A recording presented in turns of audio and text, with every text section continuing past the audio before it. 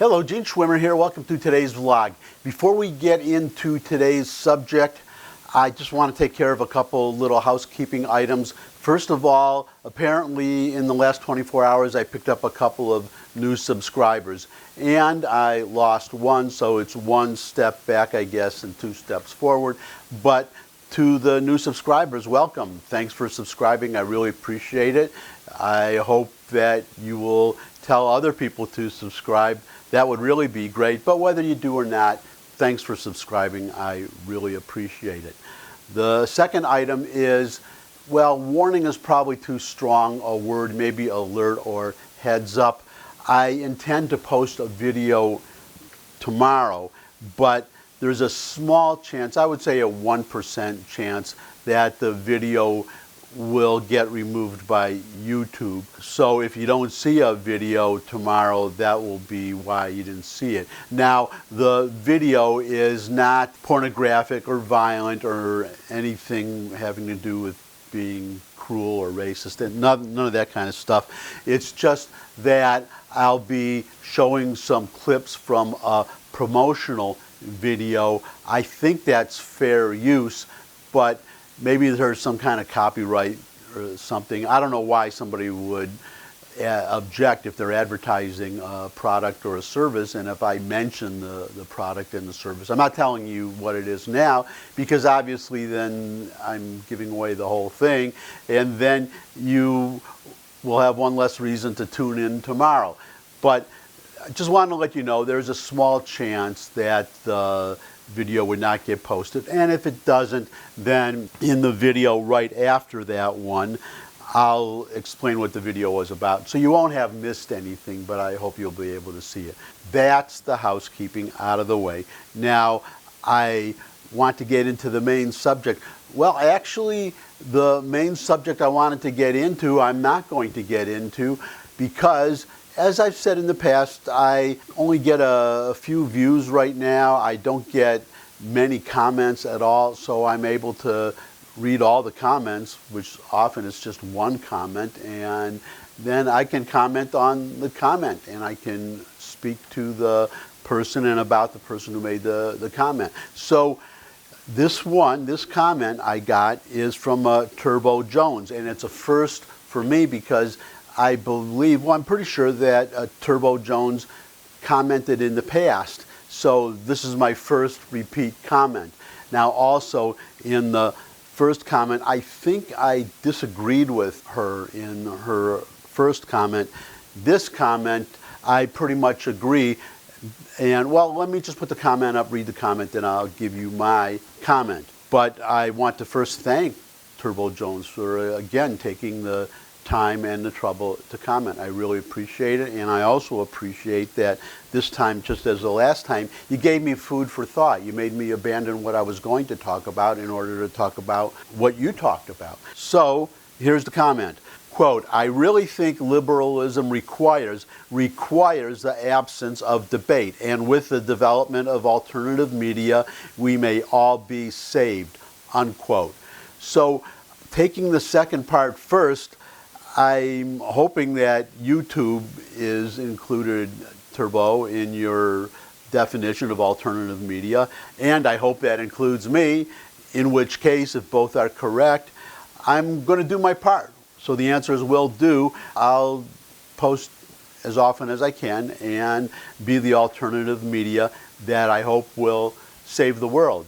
I have a day job, I work all day, but I try to take an hour out to save the world. I figure it's the least I can do. So thank you very much for that part of the comment. Now to get to the first part of the comment, I really think liberalism requires the absence of debate. I agree with that.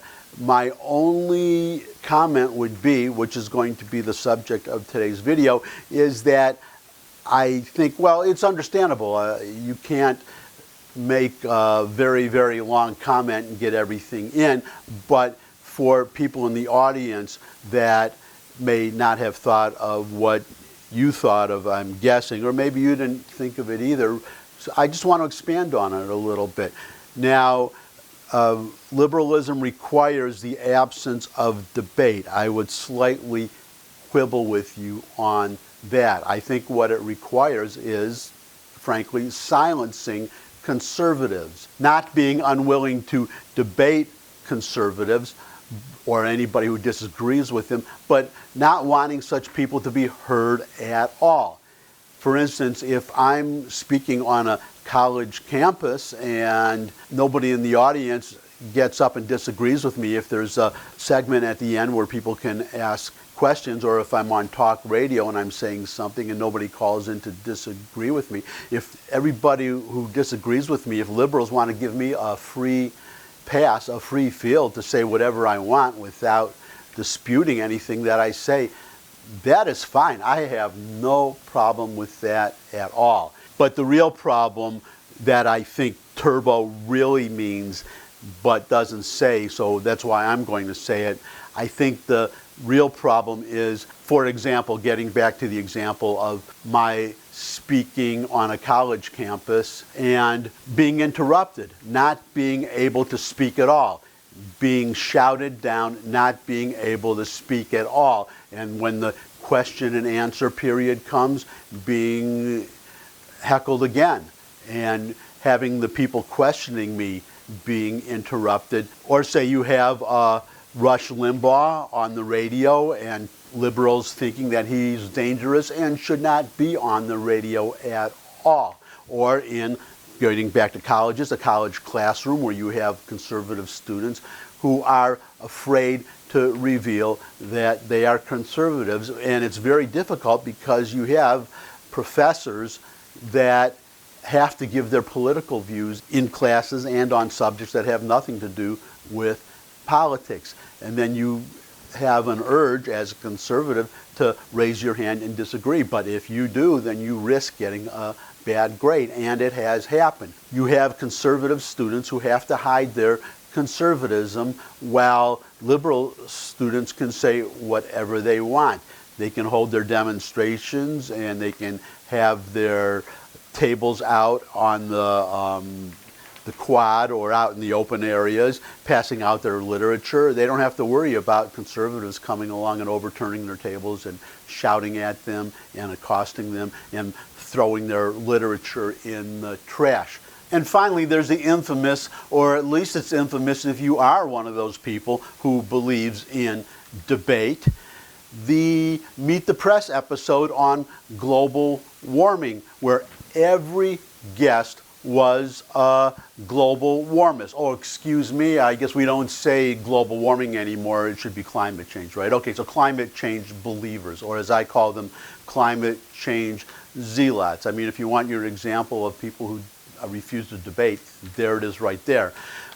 So that would be bad enough, having only guests on one side of this issue on the Meet the Press show, but you had also Chuck Todd, the host, at the beginning of the show, saying outright that he was not going to have anybody on the show, even scientists, with an opposing point of view, because he decided that the issue is settled. So you get a twofer there. You get, first of all, the liberals' refusal to debate, and number two, the silencing of people who disagree, because how can people even know of these views if you don't give them a platform to air their views? And there are reputable scientists on the other side. Why can they not be heard? And it's because, as Turbo Jones said, because liberalism requires the absence of debate,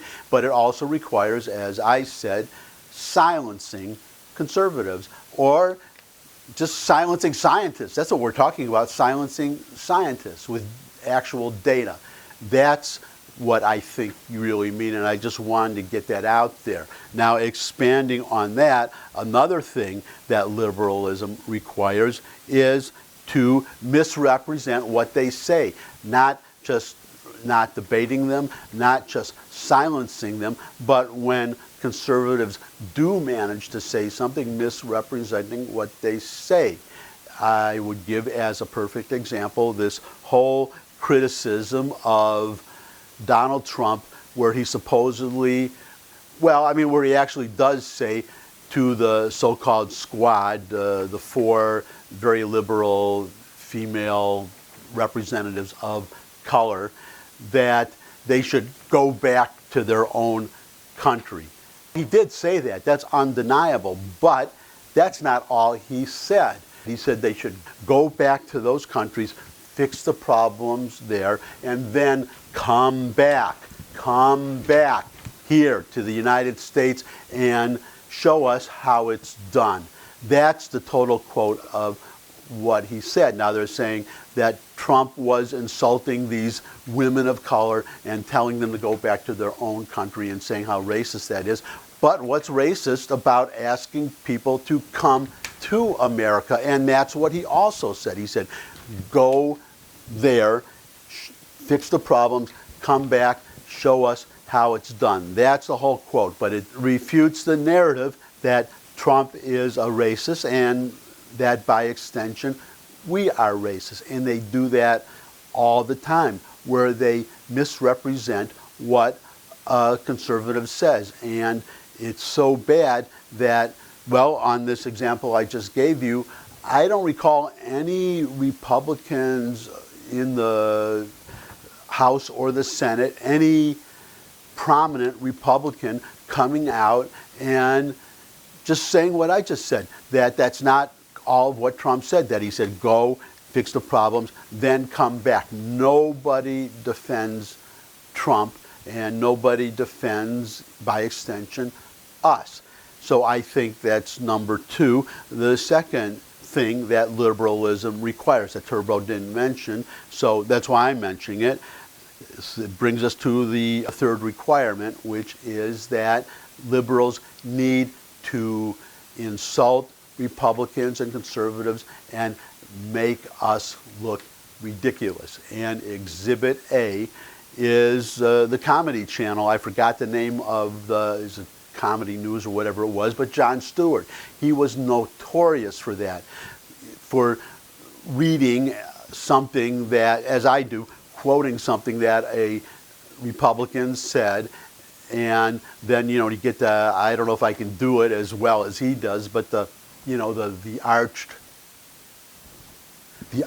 eyebrow, a signal to everybody to know that what the conservatives said is insane, and it's a signal to the audience, the liberal audience, to laugh and clap. So I guess I'm going to wind it up for now. Thanks again. Oh, and just to repeat the warning, I'm tomorrow going to post a video. Again, it's not racist, not violent, nothing to do with that. It's actually a very nice video, but there might be some copyright something or other that would keep the video from being posted. So if you don't see the video tomorrow, that's why, and then I'll explain everything in the follow-up video. But I'm optimistic that you'll be able to see it. And until that day, well, before I forget, thumbs up if you like the video. And if you have any comments, follow Turbo Jones's excellent example and post your own comments. And you can also post suggestions for future topics. If you have a Twitter account, you could tweet out my URLs and then invite others to retweet them. And you can, oh, did I say thumbs up? Well, it doesn't hurt to say it twice. Thumbs up if you like the video. And subscribe. That would be great. Subscribe. I guess that's it. I look forward to seeing everybody again. And until I do, bye.